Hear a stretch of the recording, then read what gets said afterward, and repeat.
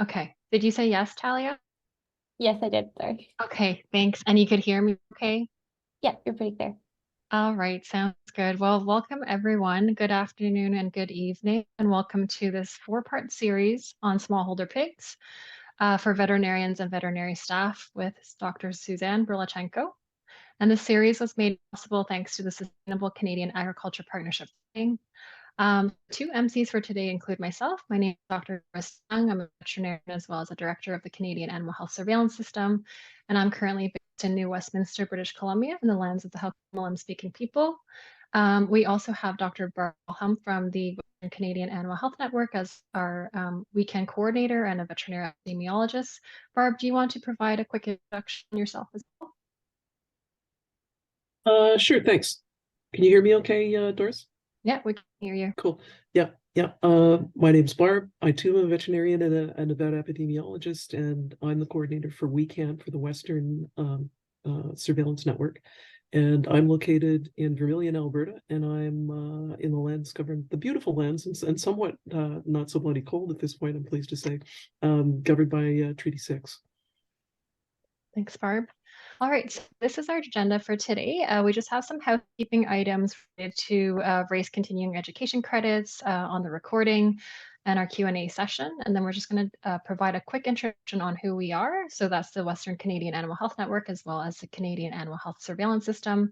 And then we'll be introducing our course instructor, who's Dr. Suzanne Berlachenko. And then she'll go over the session one, which is introduction on swine general health, as well as smallholder swine production practices. So in terms of housekeeping items, just wanted to mention and to remind everyone to keep yourself muted. We will have a session at the end of Sue's presentation where there is a Q&A session, so feel free to unmute yourself then. Otherwise, if you do have questions during the presentation, you could just put it into the chat box and we can answer it at the end of the presentation. In terms of race continuing education credits, there are 1.5 hours approved of race E for each session for each of the 4 sessions. So you'll have 6 hours total if you attend 4 of our sessions. Just wanted to mention that the race approval is only for those that have attended the session live and not for the recording. So if you're watching a recording, unfortunately, you won't be given the credit. It's only for those that have attended live. The race certificates will be sent out after the entire course is delivered. So if you have any questions about that, feel free to email me. I want to also mention the sessions are recorded, and as I mentioned, the race CE is only given to those that have attended the live session only. And then these recordings, I'll be posting it on YouTube and sharing it with the group after each session.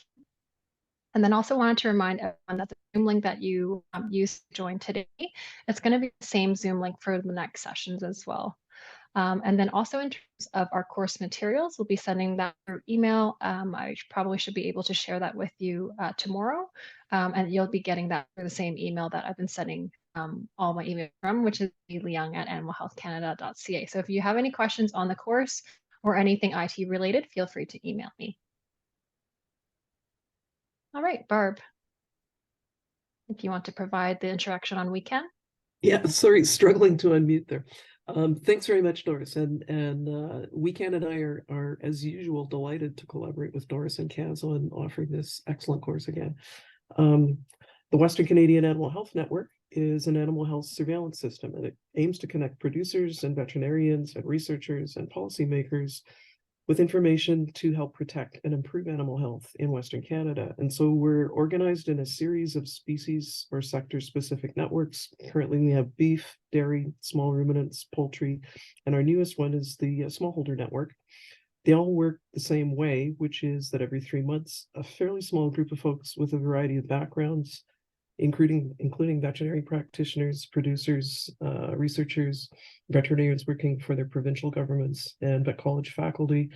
We all get together and share what information we've accumulated over a 3-month period on animal health issues in that sector.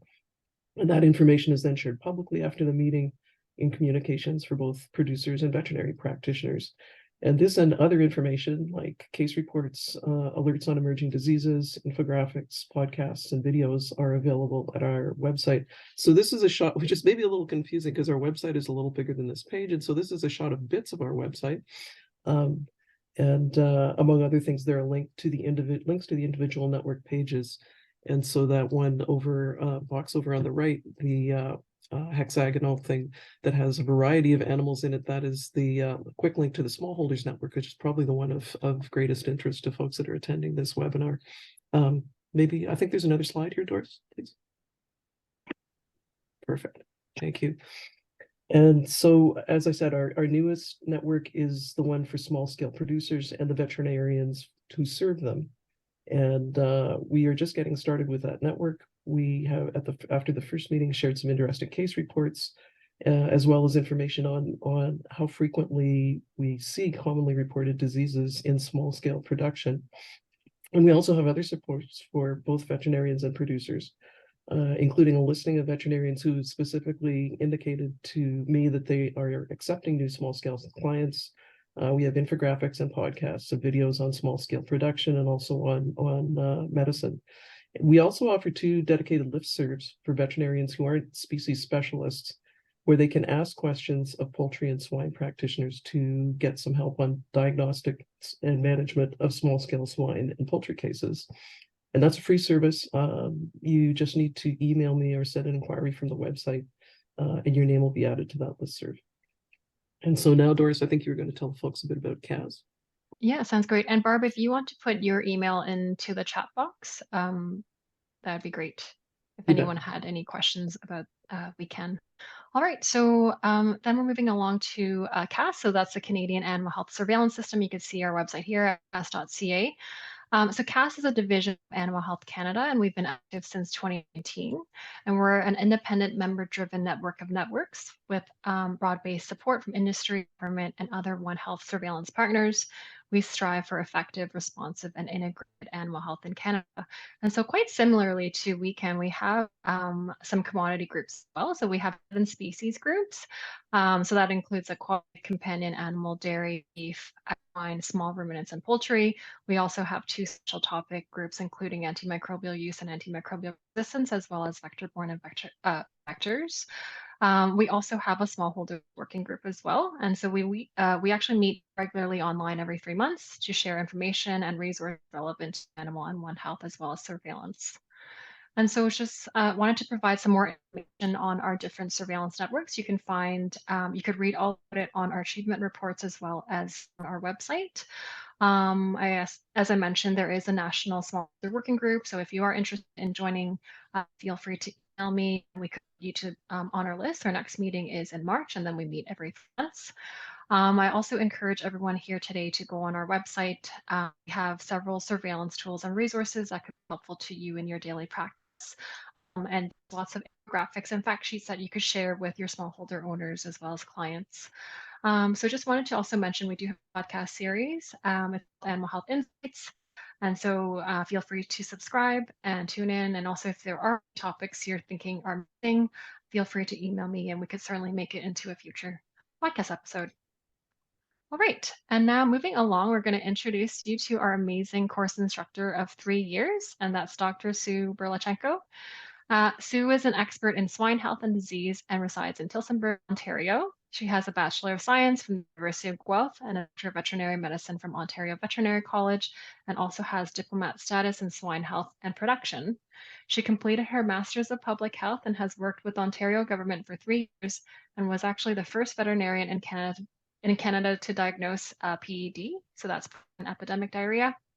She teaches and travels far and wide and swine research and she has a swine consultancy business that still runs today. So hopefully I didn't miss anything, so feel free to add on to your bio, but I'll let you share your slide now.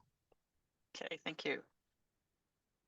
Well, welcome everyone, and I'm actually just totally delighted at the number of people who have signed up for this course again. So clearly there's a need or an interest, I guess, in smallholder swine. And have to admit, as a swine vet, I'm loving it. So it's great. It's a bit self-serving here too.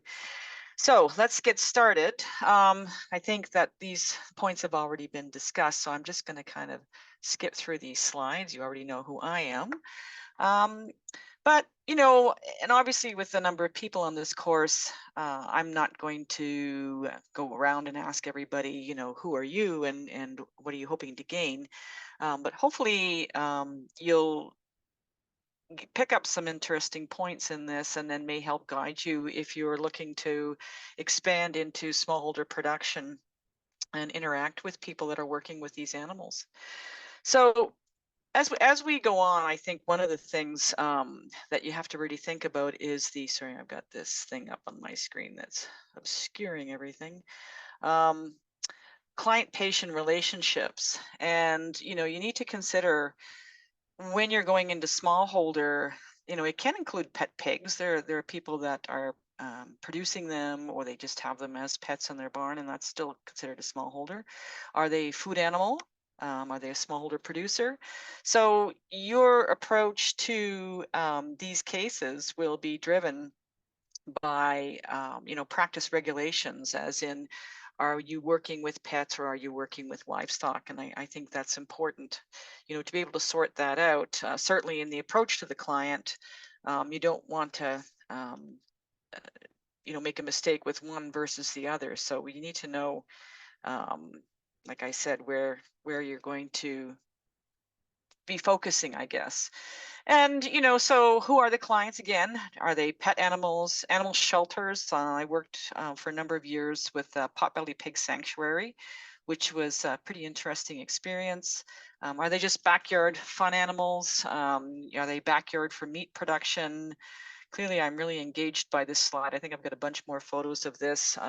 This was actually one of my calls to a relatively large smallholder with rare species, or I shouldn't say the rare, but, you know, lesser known breeds of pigs. And he was also a very large producer of greenhouse peppers. And so what you're seeing is these animals grazing on this mound of peppers that didn't make the grade for human consumption.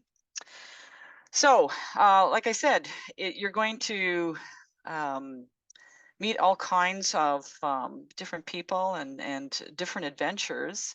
Certainly, this afternoon I had the pleasure of speaking with a young veterinarian who had been called out to look at some potbelly pigs, which he wasn't really doing, but an issue with a pig and with possible urethral calculus. And so we kind of worked through it. But kudos to him for, you know, being engaged and working with the client, and we worked up a plan, and hopefully it's going to be successful. So this afternoon's or evening's chat is going to involve the normal pig, and we're just going to kind of go over the swine industry, swine in general. And as we go through the next modules, we'll be looking at, you know, approaching the sick pig or the sick pig herd, pig procedures, disease control, med supplies, biosecurity be in there. And then the last bang for your buck will be pet pigs, which is always a fun topic. So the normal pig. And I think one of the things that we need to understand when you're going to be working out with clients is pig lingo. And so you need to understand, you know, if they talk about their gilts, it's a young female that hasn't given birth. A barrow, which is a castrated pig. It's an old term, but you'll still hear it all the time in the pig industry. Barbecue pig, it's just a pig that isn't going to be grown up to full size, and so they'll be put out, especially the summer markets, be grown up to about 60 pigs or so. And then a grower pig is just a pig that's growing and eventually going to be sold for slaughter. And I probably should have included in there a finisher pig. So clearly you go through the growing stage and then you go to the finishing stage, much like in cattle, where they're being finished for market. And then, so we have traditional herds types that we have in the industry and in commercial production. So obviously these aren't pet animals, these are commercial. And so we have farrow to finish, which is the most common type of production and covers the entire process from breeding to the sales of market hogs on one particular site. And so with your smallholders, that would mean they're farrow, you know, they have a breeding herd, and then they'll farrow them out and grow them all up on site and then sell them. Some people prefer just to purchase pigs in at 25 kilos. They don't want the work of having to have adult boars and sows and doing the breeding and the fussing. And so they'll bring them in at 25 kilos. And often these are summer purchasers. So they'll purchase them in April or May, and then grow them out for market weight into the fall when they're big enough. And then on the other side, of course, you have the people that are producing these 25 kilo pigs. And so they'll grow them up to 25 kilos and sell them to others who want to finish them off. And they may sell them as younger animals or as a 25 kilo pig, but they don't actually finish them on their site. So these are traditional herd types that we have. And so we have, sorry, I'm just gonna, this thing is really in my way up here. Traditional swine production. So we have, you know, the gestation length of animals is 3 months, 3 weeks, and 3 days in pigs. So it's pretty easy to remember. And pigs are bred around 135 kilos or 7 months of age. And I'm talking about commercial swine now. So it can be a little bit different if you're talking about lesser known breeds or the potbelly pig or mini pig animals. But pigs at birth are fairly small, 1 to 1.5 kilos, or fairly large, I suppose, if you're the pig having them. And then we move from farrowing, which is birth to weaning. So sows and gilts will move to the farrowing barn when they're ready to give birth, usually a few days before. I have here 12 to 13 plus piglets per litter.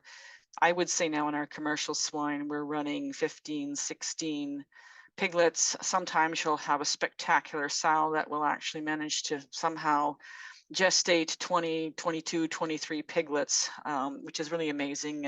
And obviously they have to split them up and foster them around, but you have some of these super pigs, I guess, if you will. And then the sows will nurse their piglets until a minimum of 21 days of age. And usually with smallholders, they'll let them nurse longer. They'll probably go probably 5 to 6 weeks. There's no need to wean them down at 21 days. That's more of the larger operations. So then from there we go to the nursery, which is basically where pigs are weaned from the sow, and they go to sort of pig kindergarten. They can go into a specific barn that's designed only to grow them up to 25 kilos, or they may go to a barn that will, you know, as I said, buy them or grow them up to all the way from weaning to finishing. You have to have specialized temperature controls, ventilation support for these animals. In the larger operations, again, in smallholder, it's not going to be quite as technical as it is in the commercial herds for some of their environmental requirements. And we'll talk about that as we go through. And then grow finishing. Pigs obviously move out of the nursery into the grow finish barn. And again, they're taken all the way to the market, finishing market from there. So just so you know as well, slaughter weight actually is now a little heavier than what I have here. In commercial swine at least, they'll go up to 130 kilos of weight, which is quite a big pig, around 26, 28 weeks of age. So they're not tiny. And you probably, you know, when you're going out and you're going to be seeing all these different kinds of pigs, it's usually not a bad idea to have some kind of an idea of the different breeds of pigs. A very popular commercial pig is the Duroc, pretty fast growing. Usually a purebred Duroc winds up being what we call a terminal sire for crossbred. So this pig puts the rapid pace of growth into the maternal side, also very well marbled meat, and then they're pretty docile. They're pretty easy to get along with, these guys, and they're a really lovely red color, so it adds a little zap of color in the barn. The Yorkshire, heavily used in commercial production, pretty prolific. They're usually crossed with Landrace to make what we call an F1 or a crossbred first generation animal. Good mothers. Yorkshires get pretty big, up to about 400 kilos, and they're white. The Petrin, they're used in commercial pork production, maybe more of blended in as a percentage now because of their tendency to porcine stress syndrome. But they're really high yielding animals with very lean meat. So they've been incorporated in some of the commercial lines. As I said, Landrace is often crossed with our York. So you can see on bottom right there, we have a F1, what we call F1 gilts, Yorkshire cross landrace, can look like more of a York. The ears tend to be more upright. So they're landrace are really good mums. They're pretty prolific as well. They probably maybe slightly less sturdy than the Yorkshire, which is why we've put the blend together to give you the best of both worlds. And then we have heritage pigs, and these often are the ones you're going to find when you're going out doing smallholders. And so we'll go through a few of these breeds. The Coonies are a whole lot of fun, really colorful, friendly, high fat content meat, flavorful, anywhere range from their weights from 50 to 150 kilos, and frequently tricolored. And if I have my information right, the last time I talked to somebody, it's about a year to get these guys to market weight for some of them if they want the heavier pigs. So they certainly aren't as efficient at growth, but that's not the purpose if people are having backyard pigs. It's partly for this, the pleasure of raising them and seeing these colorful pigs out there. Berkshire, I think, was one of the first ones that really hit the road running. They're a black and white pig.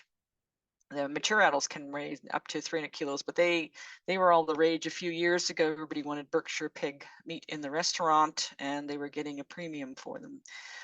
The ones I'm seeing more of myself, and I think they're pretty cool pigs, is a Hungarian breed called a Mangalitsa. And they are, yes, indeed, very woolly. And they are actually were designed to have a very heavy back fat content on them. Up to 50% of the pig is fat. And that's because the fat was prized for cooking and incorporating into recipes and whatnot in Europe, and obviously fat is higher energy, so they really wanted to have that kind of meat. There's smaller litters in these animals, and they have different colors too. There's blondes, and then there's swallow-bellied, which means they're sort of darker on top with a lighter belly. They have reds, and the curly hair is truly remarkable. Large blacks, I don't see many of them around, but they pop up once in a while, and they're really big pigs, and they're black for sure. And the Tamworth is another red pig with upright ears as opposed to the Duroc, which has more floppy ears. They were actually considered a bacon pig over in England, so they were not raised to the heavier market weights. Their bacon pigs would be, you know, somewhere in probably the 70, 80 kilos range, and obviously being raised for bacon.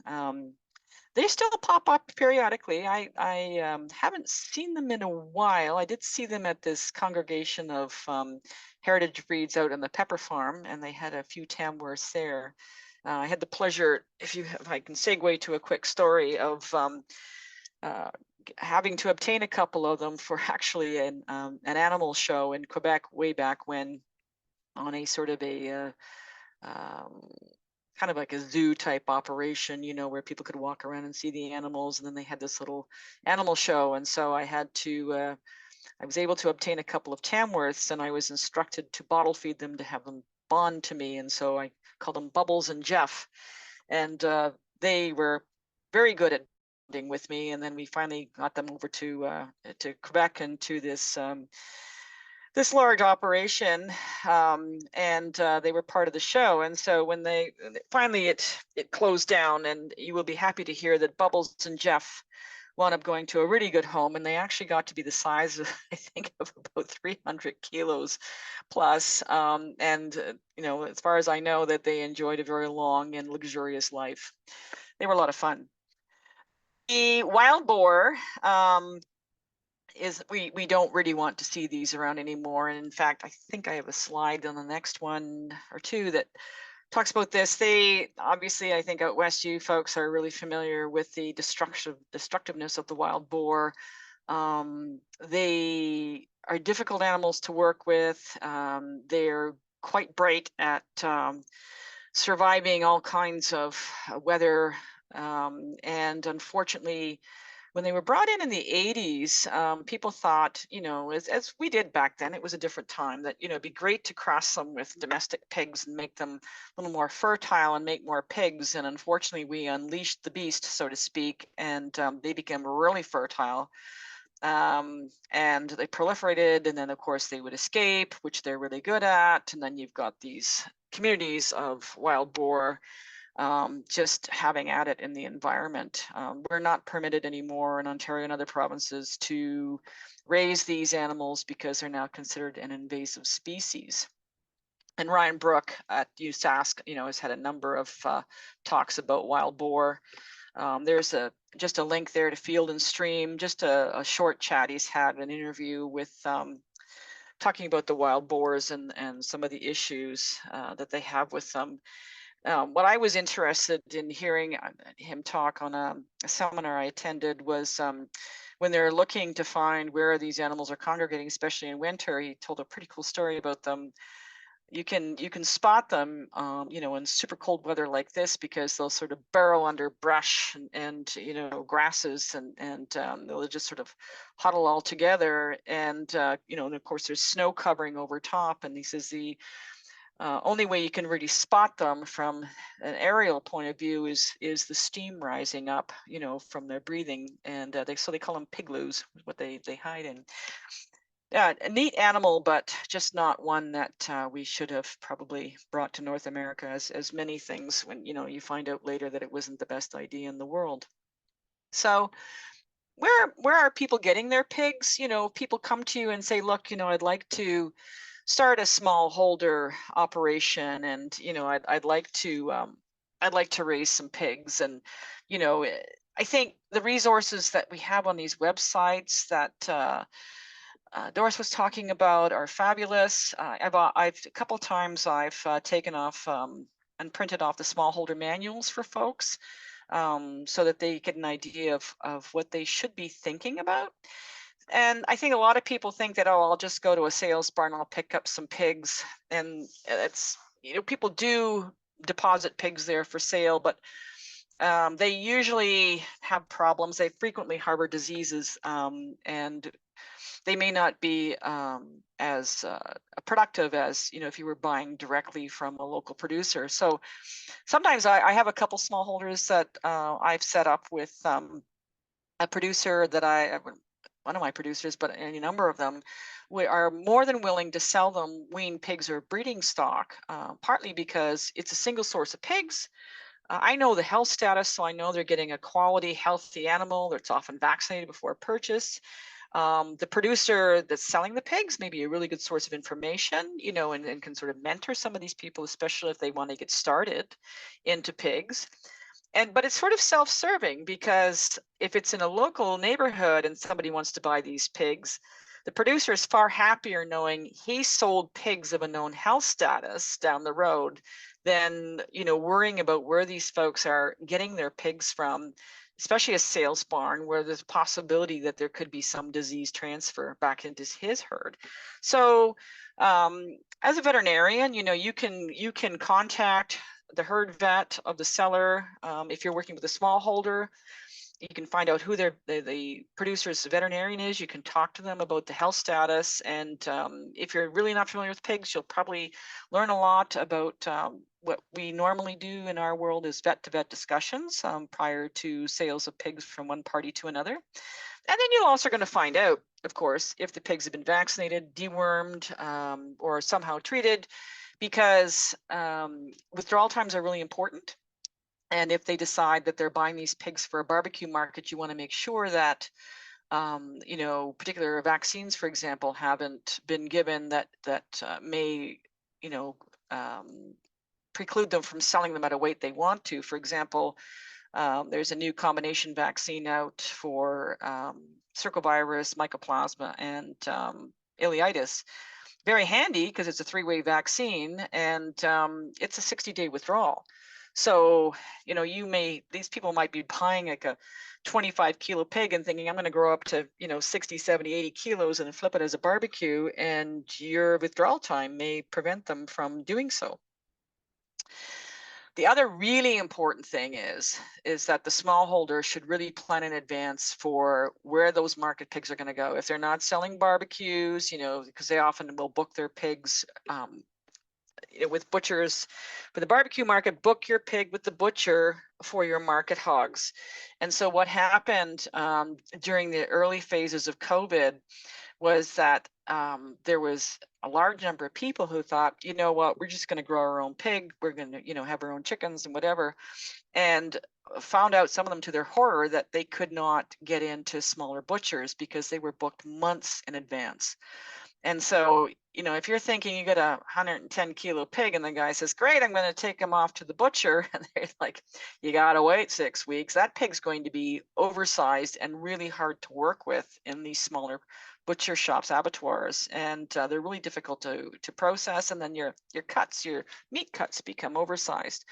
So as you're talking to these smallholders, make sure that they investigate, sort of local abattoirs, provincial abattoirs, and get to know the folks that run them, so that you've got a little bit of a relationship starting, and then can figure out, you're going to do backwards math. If I need a pig to be this big, I'm going to work back, I should be getting the pig around this time. And so then I know I can book it with this butcher. So changing course for a sec, you should also know that all pigs basically in Canada are covered under Pig Trace, which is industry-led national swine traceability. It's delivered by the Canada Pork Council, and so there's an and a period there. I see there's an error, and CFIA. So tracking the movement of animals within the supply chains really improves emergency response, and you're going to appreciate this more when we talk about foreign animal diseases, or possible contaminants, things like that, where we have to do backwards tracing of where the pigs have come from, and try and prevent them from accessing either the food market, or if we're doing a traceability for some reason. It's to hold our food safety quality. So it's mandated by law through the Federal Health of Animals regulations. It's enforced by CFIA. And so even smallholders should have a premise ID, should be registered. If they want to, I think I got this in the next slide, if they want to take the pig to their local butcher, the pig has to have a tag in its ear, so we can trace it back to that smallholder site. If anything, were to need to be investigated. It really doesn't often happen with small abattoirs and pigs, but it is a federal act, and so everybody has to be part of this. You can also use a slap tattoo once they register their sites with the their local pork board. You can actually work with a slap tattoo. I think probably ear tags are going to be easier for smallholders, quite frankly, than trying to wield this fairly large, it looks like a large brush, and it is a tattoo, so you have to kind of grease it up with some ink and swing it on the pig's shoulder, and they get an instant tattoo prior to going to market. It's a 5-digit herd mark, so that herd mark links them directly to their premise ID, and again, they can be traced back if necessary.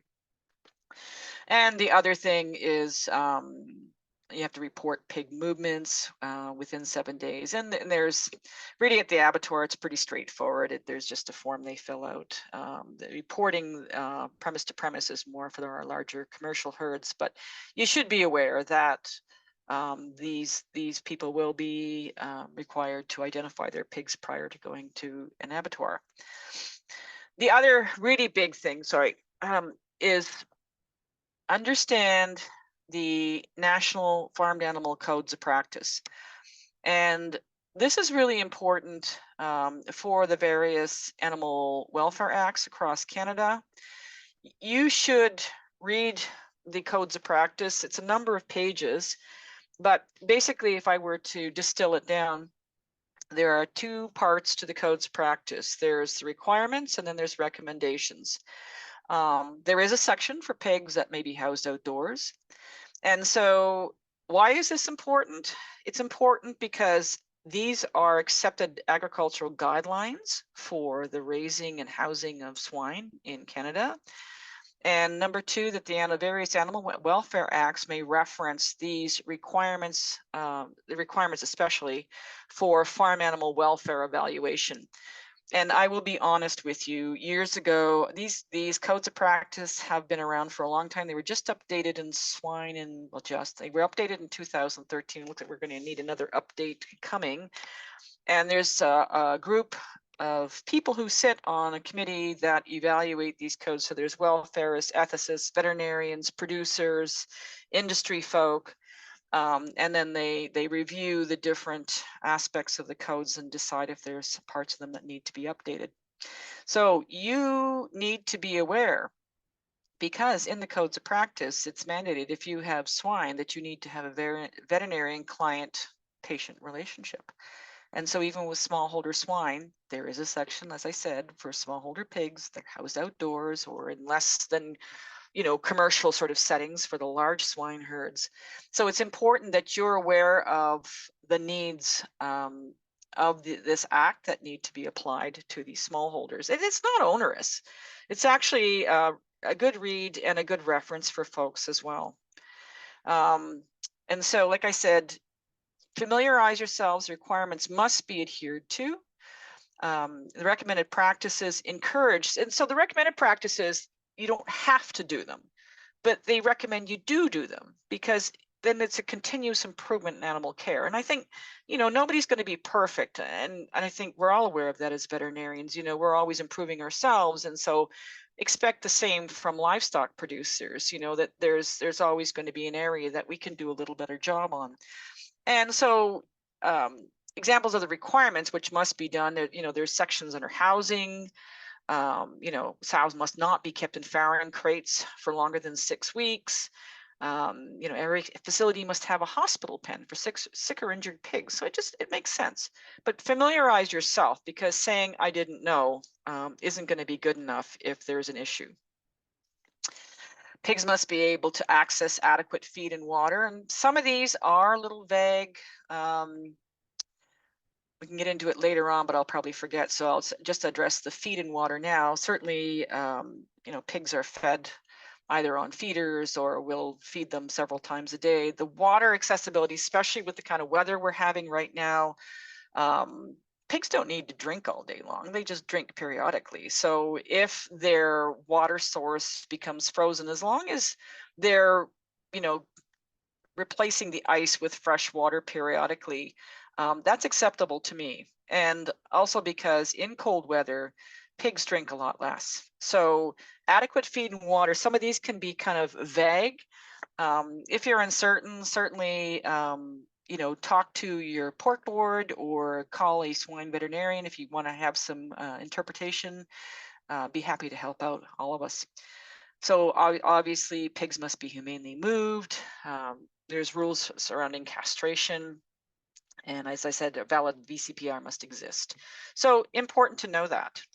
And also in the codes of practice are decision trees for loading pigs, delaying transportation. If the animal's sick or if the sow is farrowed within 48 hours, she should not be transported. Clearly, recent surgery that's not healed, for example, a castration, maybe there was a barrow that it was a dead intact boar clearly, and then it was castrated as a 25 or 30 kilo pig under appropriate circumstances, and he wants to be healed up before it goes out as a barbecue somewhere. So you need to know these things, when to euthanize on farm. So I'm not going to go through all these independently. Sows that will have rectal prolapses, that's a pretty busy one, and the big photo there, yep, they happen, and yep, they're gross. If they're fresh and they're not bleeding, they can be transported immediately direct to slaughter. This one's pretty big and pretty ugly. So that one would probably not really be appropriate for transportation. The photo below is a bilateral prolapse. You'll find all kinds of things happen to pigs. So that's a rectal and a uterine or a vaginal prolapse. That pig shouldn't go. And also lameness is huge. If the pig can't walk on all 4 legs, or it's 3-legged lame, or it's lame, but it might get worse if you ship it on the truck. We're outcome based now, evaluating if we can ship these animals or not. So you want to be really careful as to what you advise the producer as to what they can put on the truck. Now, truckers are usually pretty good if they're hiring somebody to transport the pigs for them. But again, review your decision tree. It's good to be familiar. If you get out to sites, like there's been times I've told people, many times I tell people myself, this sow is not fit for further transport. We're going to euthanize her today. It's just, it's not worth. It's not worth putting the sow through this. It's certainly a welfare issue, and then certainly CFI if it's going to an assembly yard somewhere, or a sales barn if it's being be supervised either by CFI or provincial inspection.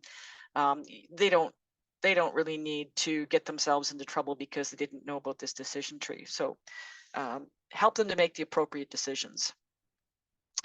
So that's kind of like a really fast background on things you really need to know. So again, kind of going back to our pet pig versus swine reared for production. So pet pigs, it's if you do pets already, it'll be right in your wheelhouse: diet, housing, exercise, and vaccination history. So that's kind of background information we're working with them. Food production, again, we talked about source of pigs. We'll be talking about environment, housing, management, feed and water, and vaccination. So it's a little different ball of wax that we're working with there. And a lot of it's building relationships, just talking to these people, even if you have sort of, marginal swine knowledge at this point, you've only done a few and you're really interested, just talk to these folks, because frequently, and especially with sort of our dearth of food animal veterinarians, if you're working with smallholder producers that are raising swine for food, they'll be delighted that you're willing to look out about plans for them and help them out and find information for them, and they'll be delighted. And so it's kind of like I always enjoy these mutual learning experiences as well. And even to this day, as long as I've been a swine vet, frequently my clients will tell me something or inform me of something that I just didn't know, and it's like, wow, there was a learning moment. And it's awesome because it's teamwork. That's, I think, why I get so excited about pigs, and why I love doing it is because I'm not telling people or educating them. It's a term I really dislike, educating. I'm speaking with them, and so helping them along for sure. And frequently you'll come away with some new knowledge that you didn't know about before, and it's a cool place to be. Don't be, like I said before, don't be shy to contact production swine vets in your area. There's not a lot of us, but there's a bunch of us, and we don't mind helping out. Like I said to this today was, do you mind? And I went, heck no, like call me anytime. I'm happy to be there to help out. And the other thing that I wish I had done years ago as a younger swine vet was work more closely with the provincial pork organization. So whatever province you're in will have a pork organization. They have so many resources as well. Certainly for the producers, but they are really great to work with. And over the years, I've started working closer and closer, and so there's now some project work that I do with them, which I really am enjoying with Ontario Pork. So don't just think on the veterinary side, think also on the producer side, like what's out there that will help both of you along. And so you're going to build your practice. Once you're gaining the knowledge of these resources, your reputation is going to precede you. It's going to be great, and you'll be getting familiar with the abattoirs in the area, the transporters, more so for the pet pigs, the hoof trimmers. They actually found out a couple of years ago, talking to somebody, found out a husband and wife team that were doing hoof trimming for potbelly pigs. And it's like, great, go do it. I just tell everybody, here's the name, go do it, because they are very good at what they do, and I'm less good at trimming potbelly pig feet. So I think that's a wonderful thing. And again, make use of the resources that are out there. So you see there's Shrek up there. And I love Shrek. What's that great movie? Unfortunately, it's like been around forever now, so I'm really dating myself. But Shrek pointed out at one point that ogres are like onions and they both have layers. And I'm really philosophical about swine vet medicine, and we're peeling away layers. In swine health, we're dealing with populations, which is why I did my public health degree in a sense, because a group of pigs, a group of people, it's kind of, you're looking at a population. So it was easy for me to kind of go in that area. And so you got a population approach, and you have to look at all the parameters, those onion layers that are going to influence health and production. I think that many of us have been trained classically with a one bug, one drug kind of approach, and not with pigs. The longer I go on doing pigs, the more I really think environment, and we know this, I don't just think it, we know this, environment and management, feed maybe, will be the biggest disease influencers. So you can actually really blow up a pig or a pig herd by not doing it right. And disease may be secondary to another problem. So I want you to keep that in the back of your head as we go through this series, and stop thinking sort of linearly and think more of onions. Onions are good. So in that onion thing, if you go to visit, these smallholders with their kunis or the mangalitsa's or whatever, you're going to start somewhere. So you might as well get a list, get a checklist. They're out there. You can just Google them on the internet. Maybe I should have done that before this, but at any rate, I'll try to remember for next time. Vaccination, deworming history, maybe none. Herd health or disease history, maybe none. Do they have production goals?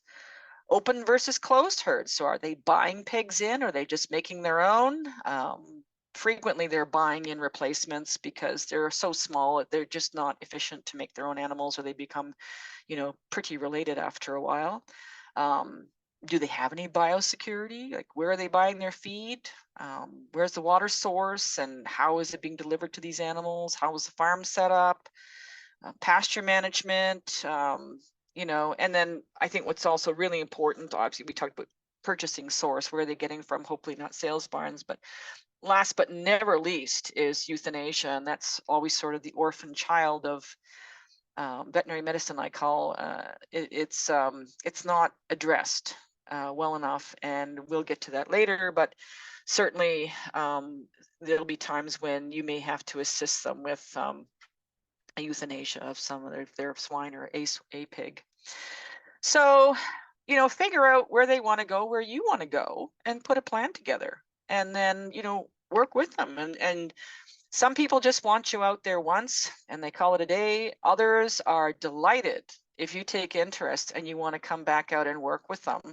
Drop in, say hi, how are things going? I think they'll really appreciate that if you've got the time. I mean, that's the other problem with all of us, is that we have time constraints too. But if you're sort of more regularly out there, and especially if it's a reasonably sized smallholder herd, again, it's fun to work with. These people are really pretty cool. So pig behavior, let's get back to the pig now. After talking about what you're going to be doing, we need to know what's normal in the pig. And you may be lucky to get to an operation like this where they're on deep bedding. I've had a few like that, and it's just hilarious. It's just, they're really social animals. They have fun. They have great play behavior. They normally, pigs live naturally in small groups. They have a matriarch. Yay, go girls. And the boars are solitary. They're out there being sad and lonely till the time comes that they get to get married. So they naturally root and forage. So that's why they dig everything up. And that's why pasture pigs housing, or if you look at the pastures, they look like a moonscape after a while. They do tear it all up dreadfully. And that's what pigs do. They do eat carrion, so they eat dead flesh. If they can find something, they will think it's pretty interesting, and away it goes. Pigs are kind of like dogs. If you want to read a pig's mood, they'll be looking at you certainly very suspiciously if you're a new person on the block, so to speak. Once they've come to accept you, you're wandering around, you're looking at them, if you're watching how they're behaving, if their tails are up and curly and they'll waggle back and forth, and that pig means that pig's pretty content. if the tail is straight down or sort of tucked between its legs, it's a fearful pig. It may be ill, it may be unhappy, there may be environmental stresses on that animal, but it's kind of a early clue as to what you should be, how you're interpreting, that pig and how it's interacting with its environment. This is a really big page, and so I'm not going to go through all of it, about normal and abnormal behaviors, but when I go into a barn, a new barn, actually the first I think sense that I use for myself is a sense of hearing. And after all these years of being a pig vet, you get a sense of the conversation in the barn. I mean, if you walk in there and they're sort of contentedly grunting, there'll also be, the pigs actually ask questions sometimes. They'll be grunting, and then there's a certain grunt they have. It's like, well, who's this? And then they chatter away to each other. If they're snorting and barking, you've startled them, or they're just not used to humans being there. So don't be afraid of it. I mean, sometimes pigs will, if the weather's big weather changes coming in my larger barns, pigs will all of a sudden go crazy, and they'll do zoomies in the pens, and they'll be barking and carrying on. And I always say pigs got a great built-in barometer. They know when like weather's going to be changing, and they kind of go bananas, and it's kind of fun to watch. Certainly squealing, a lot of screaming, annoyed pigs. And then I got to investigate that. Why are they unhappy? Is the feeder out of feed, or they got the wrong kind of feed, or the water has got turned up by accident or something. And so you'll learn to develop an ear for conversation. And that's one of the first layers of the onion. It kind of leads you to what's going on. As I said, they play, they chew on everything, they will bite your legs, and it hurts. So wear tall boots, because it's not fun to have bruises. But they don't seriously injure each other when they're playing and biting. It's all normal pig stuff kind of thing. Certainly if you're in there and the pens are really messy, they're defecating all over, there's diarrhea, they can't control where they're going to the bathroom, that's a clue that there's something wrong. Or shaking, or piled up in a corner, huddled and looking very unhappy. Just by the pig's overall behavior, there's something not right that's going on. And again, pigs should be eager to eat. We in the large commercial herds, we have free choice feeders that are filled constantly, and they can eat whenever they want.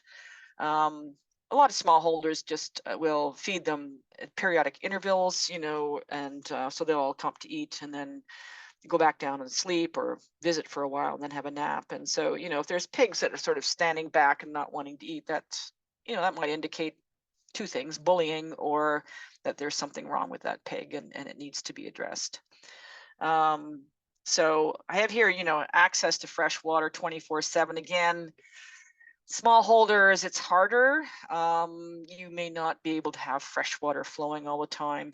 So long as they regularly have water available, like periodically during the day, that's fine. And smallholders will know. I mean, they may take water out 2 to 3 times a day, and that's fine. And it'll still freeze, because they don't really want to drink that much of it.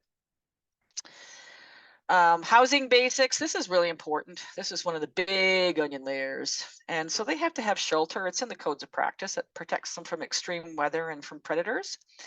Electric fences are good because they prevent escaping by pigs.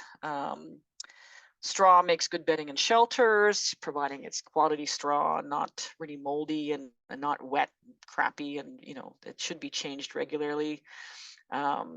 If we have a pigs in a barn, it's recommended, if people are able to, wash and disinfect yearly. I had a vet comment to me the other day. She was they were looking at doing some disease control in there was a smaller commercial swine herd, and so she said, well, we'll need to and get the power washer out. We're going to need to power wash these pens and clean it and blah, blah, blah.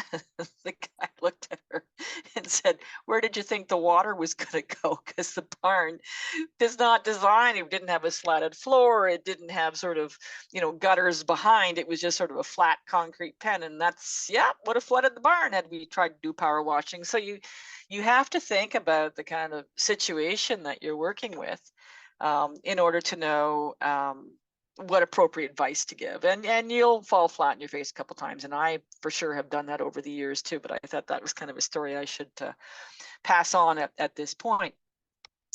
So air quality, temperature, ventilation, all important. We don't want dusty, smelly, ammonia laden barns. That's not good for human or animal. So should get that manure out of there regularly, clean it.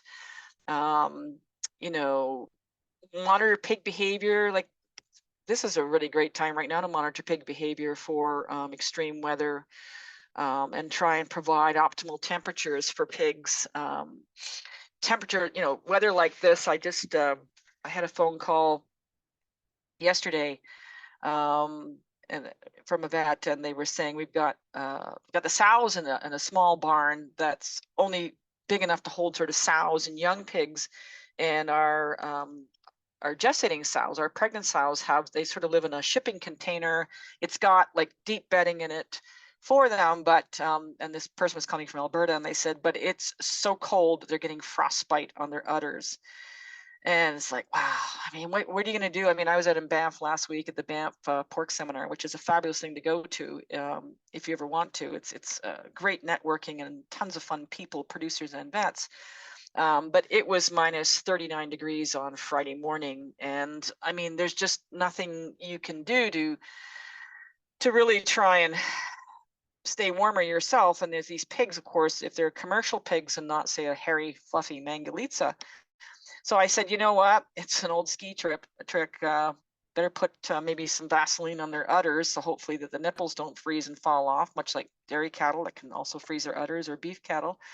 And so when they had the bedding in their shipping container, but I said maybe where they're feeding them on the floor there is to hang some brooder lamps high enough that the pig doesn't play with them, because that's the first thing that'll happen.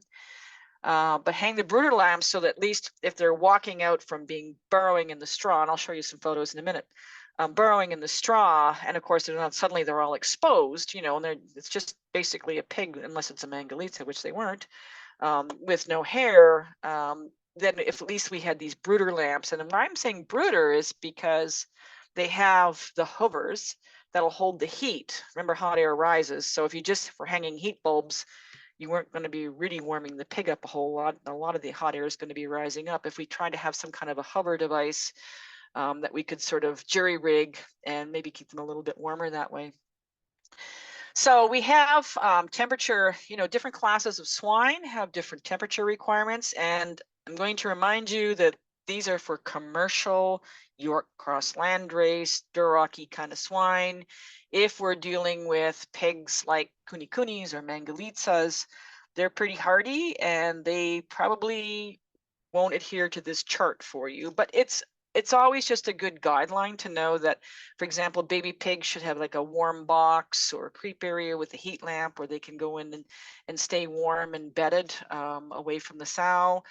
Older piglets, say weaned piglets, they still need fairly warm temperatures, right? They still need 27, 30 degrees, depending on what age you're weaning them at. Growing pigs, the temperature starts to drop remarkably, down to about 20 kilo pigs still probably wants about 24 degrees and downwards from there. Finishing pigs don't mind 18 degrees. Gestating sows, lactating sows. And again, if they're on bedding and can burrow, that's a different story. These are, again, commercial requirements where most of these barns aren't bedded. To keep them out of the elements, people, will have sun and shade for their pigs. We may have outdoor shelter, something like this, where they'll, again, bed them heavily with straw in the winter time. They're away from the, obviously the winds and the snow and things like that, freezing rain, just so they can get out of adverse weather conditions. So shelters can be anything. I mean, these are just some photographs that I scooped off of the internet. And the pig on the left, obviously there's a little doorway going in, and they're able to burrow in the straw and stay out of the weather. The one on the right might be designed more for less arduous weather than we're enjoying right now. So pigs can't survive on pasture alone. If they're being pastured, they need a balanced diet. So their nutritional requirements can be met, so that they might have some, complete feed, pelleted feed. They may be buying feed from the neighbor next door who makes it for his own pigs. There's all kinds of permutations and combinations. Again, the vegetation will be rapidly damaged by pigs rooting and digging around. Pasture rotation is a good idea. Lets the pasture recover, but also reduces the spread of pathogens and parasites. Pigs will try and make a mud hole in the summer and to cool themselves off with that. So again, rotating allows for the mud holes to kind of grow back over again while they're building new mud holes elsewhere. And don't forget, if they're out on pasture, the necessity for shade and water. White pigs are prone to sunburn. Yes, ladies and gentlemen, they will get sunburnt, and it's not pretty. So that's why they love to wallow, cover themselves in mud. If they can't find mud, they'll use their own manure and just to cool off, because they don't have sweat glands. So they use evaporative cooling to stay cool. Take advantage of windbreaks, trees, that sort of thing, so that they're shaded and protected from the wind, protected from cold drafts. You also want to be able to access their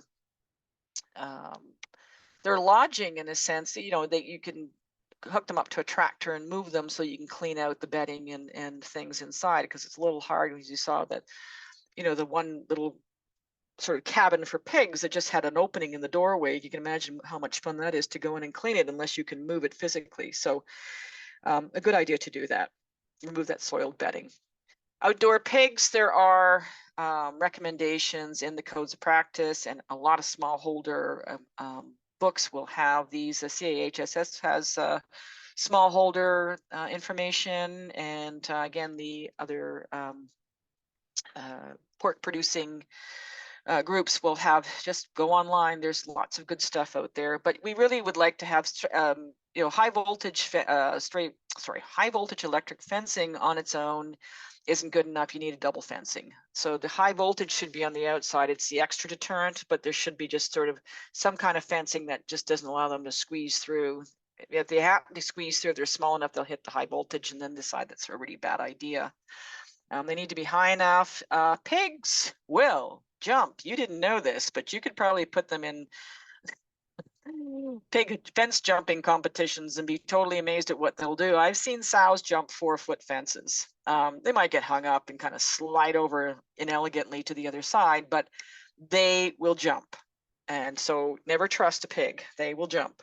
And look for the weak spots, because if you don't find them, the pig will. They're escape artists. And so you're going to make sure that, they'll find a way out if possible. So it doesn't have to be super fancy, but again, the double fencing is a good idea.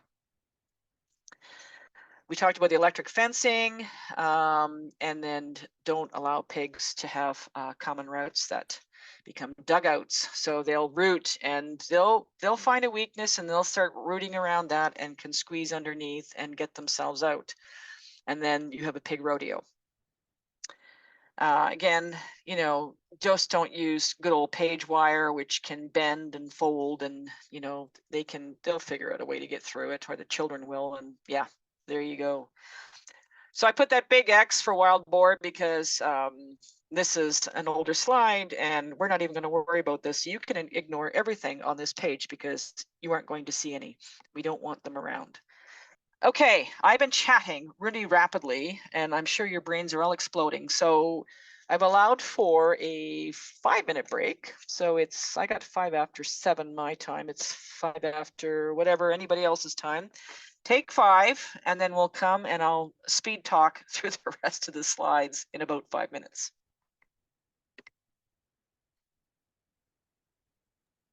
Sue. And just wanted to mention to everyone, feel free to put your questions in the chat box and Sue will do them after her presentation. Thanks.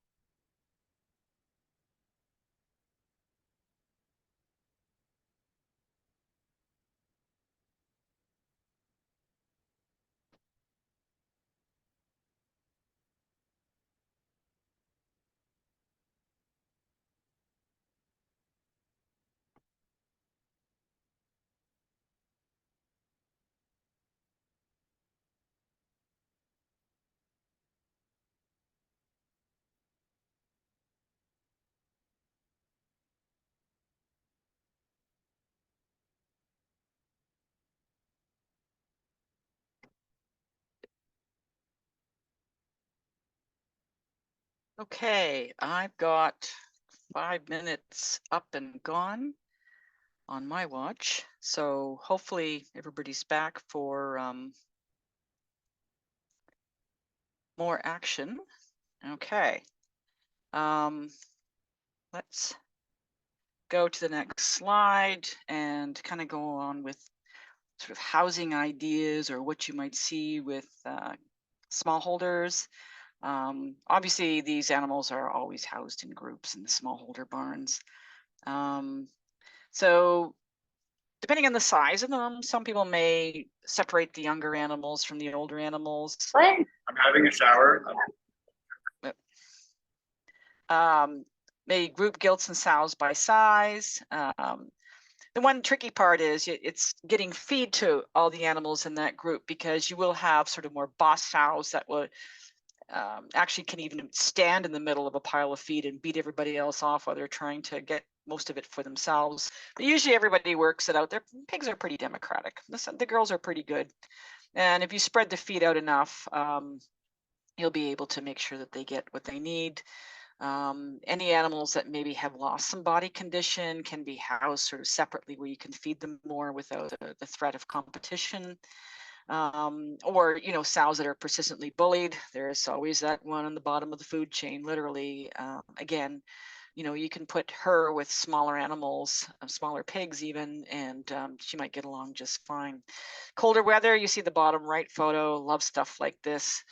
You know, these animals will burrow deeply to stay warm, and so deep bedding is required, not just sort of a skiff of straw on the ground, but lots of straw.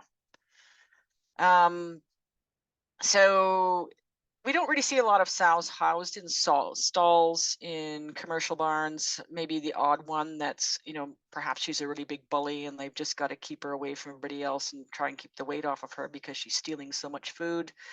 But again, they're normally housed in groups. And if they do happen to be using stalls, if they're a sufficient size as a smallholder, which, you know, can be up 20, 30 sows, the stall should be appropriate for the size of the animal, that they're, you know, wide enough for them to be able to stand in them comfortably. And you know, if they do have some exercise during gestation, that's really good too. But like I said, most animals are loose housed in smallholder. So again, deep bedding in barns. Don't forget bedding in the farrowing areas, whether they have like a farrowing pen or a farrowing crate, that there's sufficient straw for both the sow and an area of deep bedding for the piglets. And people may actually use like shavings, which are easier for the pigs to burrow in. But whatever they can use to allow them to keep warm in weather like this. You know, and the other thing too is bedding's great, but remember to change it, because it gets wet and damp, especially straw. You know, it can sort of fool you on top and just be just a total housekeeping mess underneath as the urine and feces accumulate, and then you sort of have this moldy, yucky pack, and that's not good for anybody. So removing it regularly and have a you know, clean straw put back on top. The other thing too is make sure that if you're getting shavings, that they are from a source that's not using any chemically treated wood, anything like that, because obviously we have negative impacts on the animals, especially if they're going for food production. We don't need to have any problems. So bag shavings are usually what people turn to. Farrowing crates, again, this is a commercial farrowing crate here. They're designed to reduce the crushing of piglets after farrowing. So sows are big and they flop.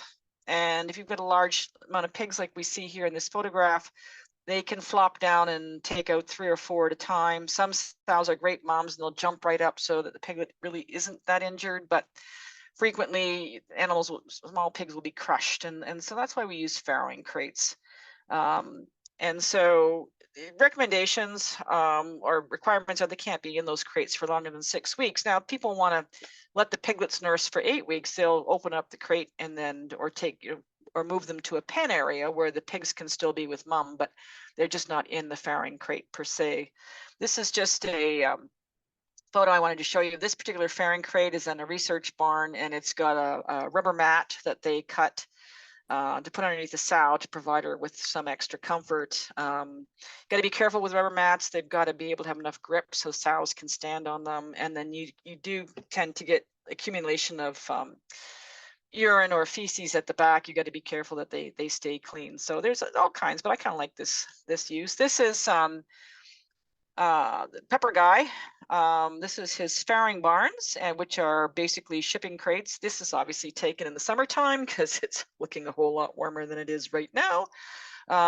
He has heat lamps. You can see them hanging there that they will put up when the animals farrowed out. They'll put some bedding down for the animals and bed them heavier in the winter time. This is kind of a cool idea on the left. It's a barrel and he's put a nipple drinker on it. And so that it just, obviously when it's not freezing outside, that the animals got free choice water all the time. I thought that was just the coolest idea. And that's why I took a photograph of it. We have farrowing pens. So this is an organic producer that I worked with. So they're bedded with shavings. You can see that there is a farrowing crate, which they can use the first couple of days, then they open up the bars, and then the sow is free to be there with her piglets. The only problem, ladies and gentlemen, I will tell you this, you don't want to hop into those farrowing pens when she's there with the kids, because sows will become extremely territorial, and they will go after you if you try and go into that pen once it's been opened up like that. You do want to be careful. Respect the sow. When you have 400, or 200 or 300 kilos of a really annoyed pig coming at you, you'd better be able to leap over the top of that penning. Bringing in, well, we'll talk about moving devices, but bringing in a pig moving board or something is really good, and having 2 people is always a good safety measure. For little piglets, having a warming zone, so we call them creep areas, and on the top left you can see it's a commercial creep, but there's a heat lamp. And I love covered creeps. Why do I love covered creeps? Because I said this earlier, I don't know why we don't do this more often. Hot air rises, so on the right hand side you got this sort of bare bulb. Yeah, they'll get some heat, but the rest of the heat is just going to rise and go to the ceiling, and so you're losing, you're wasting a lot of heat that really shouldn't be wasted. So having a cover, having a box with a sufficiently sized hole, i.e. the heat lamp isn't going to touch the edges of it, and you can hang the heat lamp there so the little guys can stay warm. Fabulous ideas. You can put bedding in there. Again, this is more of commercial photographs here. One of the best ideas I ever saw came from a Hutter egg colony out west, and they get these big rolls of plastic and they just stretch them across the area to make a creep area. Like, it's kind of MacGyvered, but you know what? Like, in a heartbeat, like right now, if you're trying to keep these little guys warm, and maybe you got a heat lamp, or maybe you don't have the tools or whatever to make a box, but it's better than the kick in the pants. So I kind of love that idea. Weaner grow finish housing, basically warm, dry, clean, draft free. You can, like I said, supply supplemental heat to smaller pigs. They'll let you know if they're cold because they'll just pile up. You're going to get a pile of pigs, and if you go in there and they'll be switching the pile periodically if you watch them, and so they'll stay warm for a bit, and then the guy on top says, "I'm freezing," and he'll move down to the bottom, and build a box, build a pig box. That's what I say. If your barn's too cold, build a pig box. You can build a house within the house, and we'll show you that in a second. Let me see what else I got here. Portable shelters, 4 square roof area per pig. Well, kind of suggestions here. 1 feeder space for every 4 to 5 pigs if you're using feeders. There we go. There we have a house in a house. And it's not fancy. It's just some steel, and we've got some straw in there. And guess what? A lot of the heat generated by those pigs is going to stay right there, isn't it? And if you look at those guys, I'm going to tell you, they're pretty happy. It's going to work right now. This was, I think this is one of my producers. I took this photo, or maybe not, but very similar barn. One of the few guys I know that housed them on, this is a sow barn because that's a boar on the right. Housed them on straw. He had his finishing pigs on straw. It was really cool in a hoop barn like that. That works. Boar housing, you can house them individually. You can house them with the sows. Often they're kept in separate pens and then just brought out for breeding purposes. Respect the boar. Always respect the boar. I don't care how friendly everybody says they are. They're animals loaded with testosterone. And if he's having a bad day, they can actually lift you up and send you flying, if not open you up with their tusks. So respect the boar, always. Sick pen, segregate them. Obviously, good bedding, extra heat, even if it's got a little piggy house, you can put them in there so they can stay warmer. Just putting them in a pen on dirt floor or something is just not conducive to recovering faster. You know, when you're not feeling well, you're radiating a lot of heat, especially if they're feverish, and it's just they're going to burn up a lot of energy, lose muscle mass, and they're just not going to do well. And put them in an area where you can see them. Don't stick them in the corner of the barn in the dark where nobody knows what's going on. You want to be able to see your sick pigs when you go into that barn. Codes of practice, lighting. Lighting's sometimes kind of not the strongest in some of these smallholders, but we should be able to have sufficient lighting that we can see what's going on in these barns. Basically, the rule of thumb is, can you read a newspaper? And that's pretty good. Enrichment, and I would say most smallholders, enrichment's not an issue because they've got companionship from other animals, like other pigs. They can play with each other. They've got straw, shavings, whatever. So they're usually pretty good. They may actually give them some more toys. You can get pig toys that they can play with, but even sticks and logs. Pigs actually love to tear things apart. They relish destroying things. So the actual act of breaking something down to nothing is a fulfilling activity for a pig. So if you ever lost anything in a pig pen, consider it permanently gone, because it'll only be sort of atomized and you'll never find it again. Been there, done that. Don't mix them with poultry, clearly, because of the risk of avian influenza. The pig is the mixing vessel. They do have receptors for avian flu virus as well as human flu viruses, and this is where we get these triple reassortment type viruses coming out of pigs, or pig maybe passing something on to the chickens. So we just don't want to have them in close contact, put it that way. Feed types, a commercial complete feed, you get it from the mill. It's a pelleted type feed, meets all nutritional requirements. Some people might be big enough to make their own homemade feed. That's fine. They'll have like a premix or a supplement that supplies them with the vitamins, minerals, etc. that they need to balance their diets. And if there's produce-based homemade feeds like those pigs that were eating the peppers and things, you probably need to have some kind of supplementation. And when I'm talking produce made, I'm talking about fresh veggies as opposed to something that came out of a kitchen, which we really don't want that to be fed to pigs. Feeding basics, it depends how they're being housed. I mean, traditionally we feed breeding gestation animals a couple times a day. We full feed younger animals that are growing rapidly. There are, I'm not going to go into the details of this. This is, like I said, it's kind of a shotgun approach because I am inundating you guys with all kinds of knowledge. So look it up. Go to the smallholder manual, look it up. This sound nutrition guide, again, is for commercial animals, commercial. So don't take this and go to somebody that's raising Mangalitses or Kunis and said, well, you should be doing this, because you'd be wrong. These people that get into these breeds often know what their requirements are. This is more for those white commercial York Cross landrace animals, but you got to have some kind of a guideline. For example, a Mangalitsa pig, I actually only found 2 articles on how to feed them, but their protein content, 11 to 13%, as opposed to 15-16% for commercial sows. They're really just ideal for pasture grazing and just a little bit of supplemented grain, depending on the quality of the pasture and the grains and whatnot. So completely different. Again, another field of Mangalitses that I saw a year ago fall. A really cool breeder I went to in Eastern Ontario. On the right, what is this pig? Well, I didn't mention it because I don't see them very often. And this is a Hereford sow. Yes, we have Hereford cattle and we have Hereford pigs. White face, brown body. Isn't that interesting? It's a pretty cool pig. So, you know, it's hard. Also, you know, when you're gauging how well these pigs are doing when you're working with heritage type breeds of animals.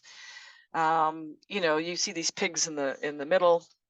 It was kind of a wet day, so they're kind of muddy and yucky looking, but their body condition looks pretty good, and they're young growing pigs. So there's kind of a spectrum of some that are maybe a little thinner and some that are a little bit fatter. And there's some wean pigs on the right. I think the striping is just fascinating.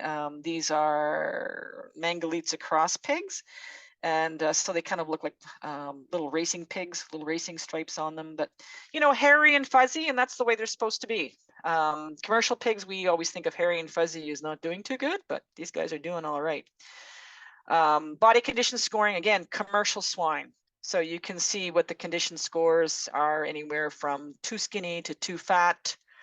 I tend to kind of like them more between like 3.5 and 4 myself, but don't get them too fat. Boars, again, depending if they're commercial or not, this is just a guideline.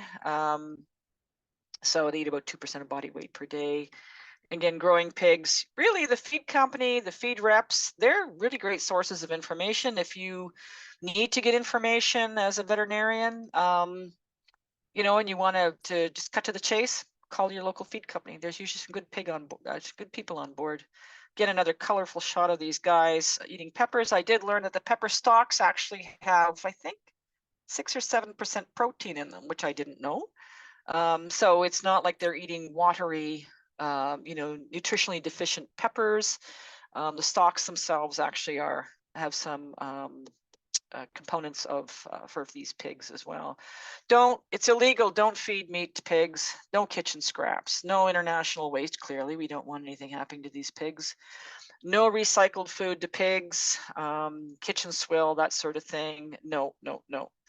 We talked about water, and so pigs drink about 10% of their body weight on average days of moderate weather. They'll drink a little more when it's hot, and they'll drink less when it's cooler. If you're interested in kind of reading a good review of water, there's a Journal of Swine Health and Production. There's a reference down there. Okay, I'm going to skip that. Safe handling. I'm going to kind of go really quickly, and I'm going to apologize for this because I have been chattering like a maniac trying to get you guys all this knowledge. Pigs can be handled not too badly. Just don't plan on doing anything quickly. Just take your time. The slower you go, the faster you'll get the job done. They don't like to back up. They startle easily. They have a really strong escape reaction. They really don't like stepping up or down. As I said, they can jump 4 feet. If you really excite a pig, the odd one's prone to heart failure and it'll die. So that doesn't make you look like a hero. So just take your time. Learn how to, you know, when I'm walking through a group of pigs or trying to move them, one of the things I usually do is just go pig, pig, pig, pig, pig. And I'm talking. Why am I talking? Partly because I sound like an idiot, but partly because they know where I am. They can hear me. Don't try and cut the one pig out. Maybe move 2 pigs together. Use your hog panels. I'll show you a link to a great video that talks about moving pigs. It's from Manitoba Pork. I think it comes up on the next slide. Do know that there's an area where pigs can't see you, and it's right behind them. There's a blind spot. So don't stand right behind the pig and expect it's going to know what you want it to do. Stand off to the side. If any of you have ever done team penning with cattle, it's the same thing. I've done that years ago. You push cattle off from the side. You push pigs from the same place. Point of balance means whether they go forward or they go backwards. Right over the shoulders there, you can drive the pig one way or the other. Some tools to move pigs with. This Manitoba Pork link. I'm not going to show you the video. We don't have time. It's an awesome, awesome video. There's 2 sets of them. They're about 8 minutes long on how to move pigs. And wow, I learned a lot watching these videos a couple of years ago. And I think you would enjoy watching them too, because they're just really sensible, quiet, slow moving, and getting the job done. Pig restraint. You can pick small pigs up, grab it by the hind leg, flip it into your arms. At some point, they get too big for that, so you try and crowd them into a corner with your pig board. Can use a pig snare, but it's really when I'm bleeding pigs or doing something. If you're trying to examine a pig with a pig snare, that's not a good idea. I mean, their heart rate's going to be elevated. They're going to be screaming, so you can't hear the heart rate anyway. Only use this for specific procedures. And using a hog snare is a bit of an art, so you have to practice a little bit. Basically, say you were going to bleed this pig, you would just slip it over the top part of the snout, not the whole snout. You want to have it over the upper jaw, and then pull tightly and keep it towards the eye area, like push that snare back as far as you can, because otherwise it'll pop off, and then good luck getting that pig a second time. Here we are. So summary, reproduction highlights, again, we breed them around 7.5 months if they're white commercial pigs. Estrus cycle is about 3 weeks. One board about 20 females, 3 weeks, 3 months, 3 days for gestation. There's some suggestions for vaccinations here. You can look at them. It'll be in the notes too that you're going to get.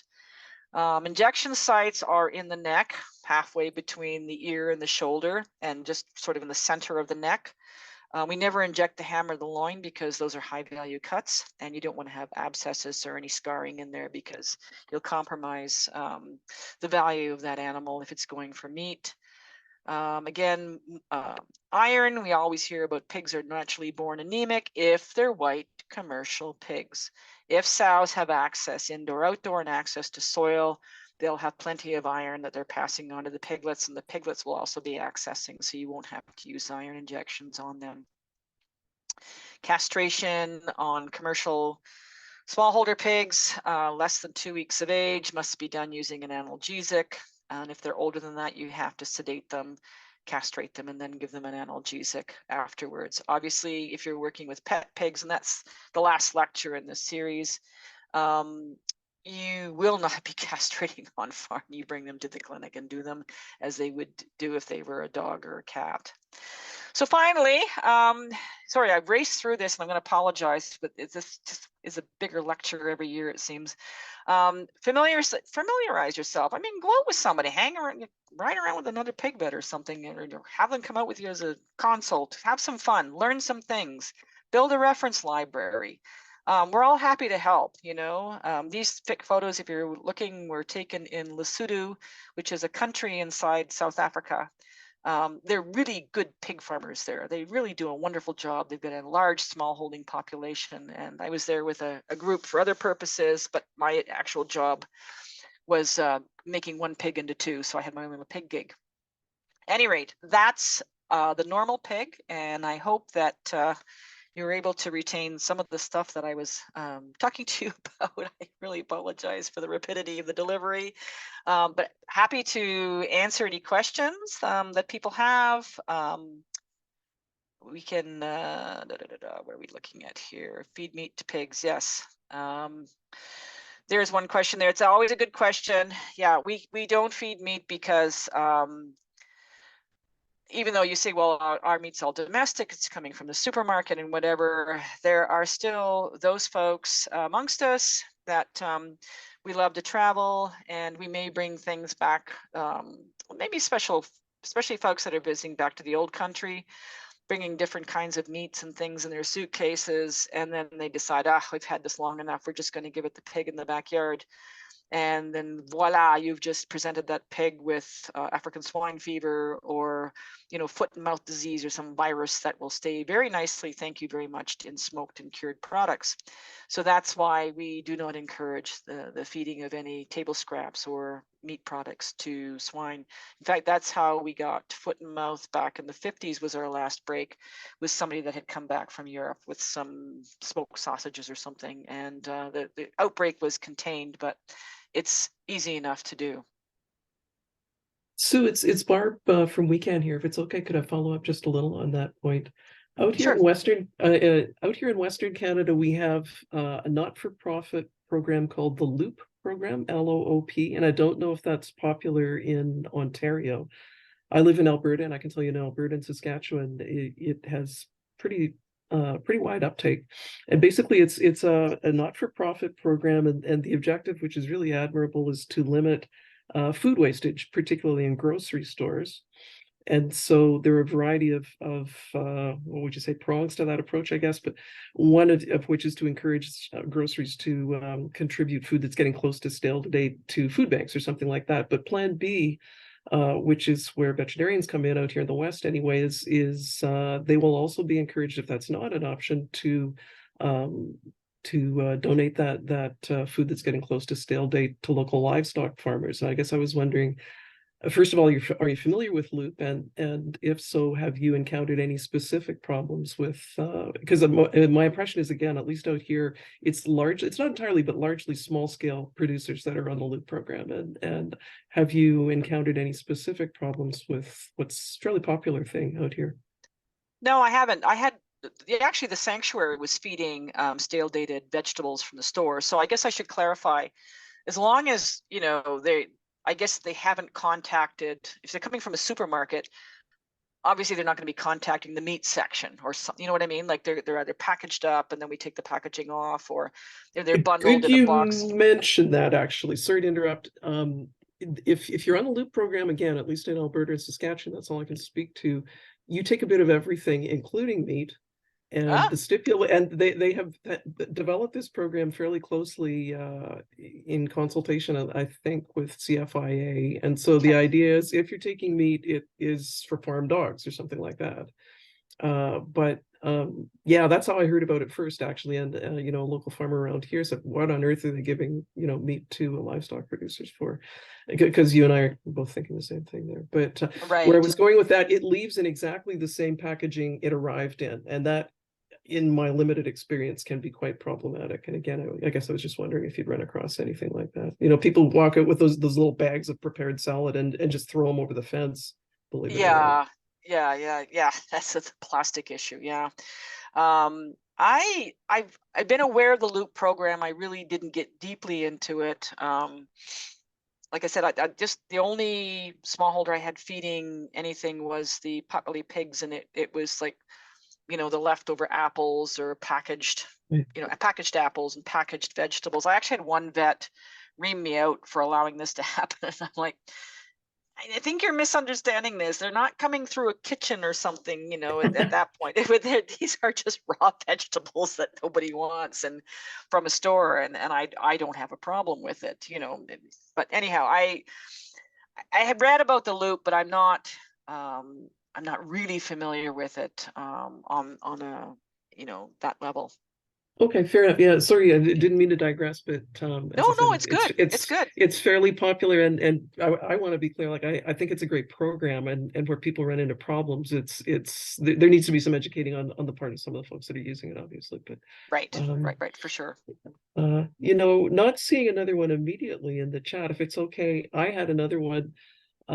Thinking for myself, I was in ambulatory practice, doing consulting, but if some of these folks who are on the webinar tonight are in the position of working in a clinic, who are just starting to come over to the bright side and work with pigs, and so it's a small animal clinic or maybe a mixed large animal clinic, but usually if something comes in, it's like a horse or a cow or something like that.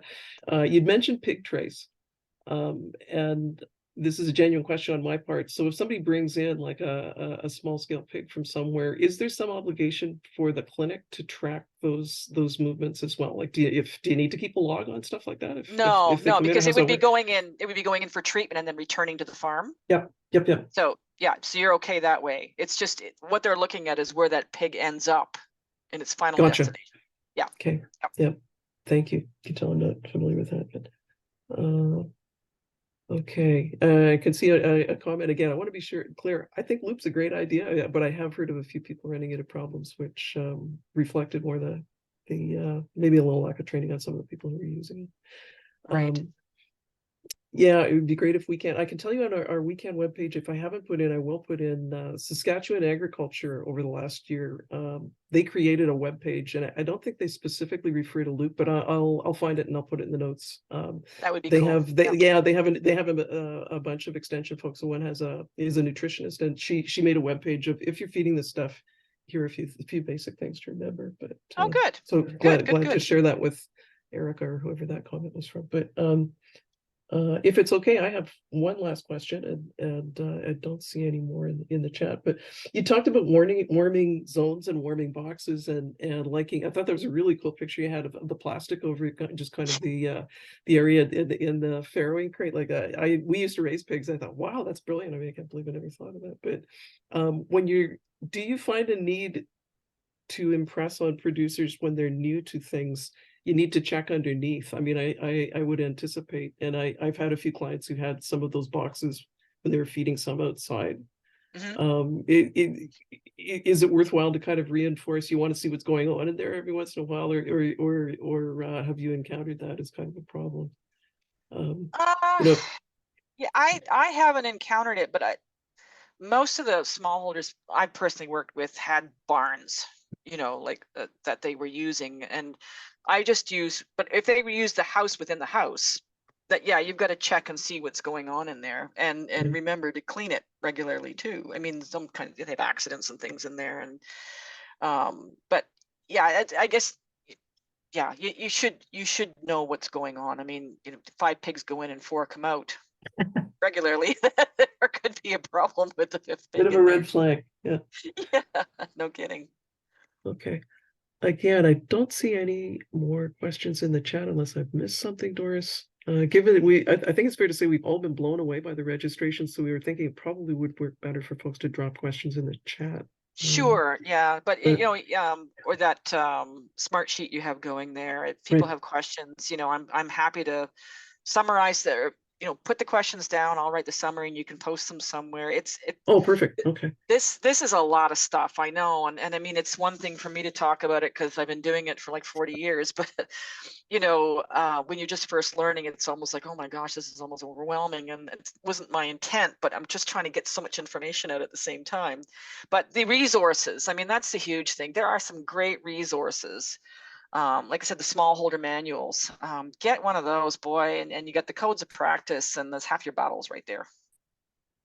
Cool. Thank you. Anything else, Doris? Have I missed anything, or are we about ready to wrap here? I think we're ready to wrap up. I don't see any other questions, but feel free to email me. I think everyone has my email. If you do have any questions that you'd like to ask Sue after this session, feel free to email me. I'll put my email in the chat as well. Otherwise, see everyone same time, same place, same Zoom link next week. And that's it from my end. Barb and Sue, anything else from your end? Not for me, except thank you, Dr. Sue. Like I just enjoyed that presentation so much. Excellent job. Thank you very much. Well, yeah. Again, I apologize for the volume of information, but yeah, thank you guys all for hanging in there. I appreciate it. Thanks, everyone. Have a good night. Bye. Okay, thank you. See you next time, folks.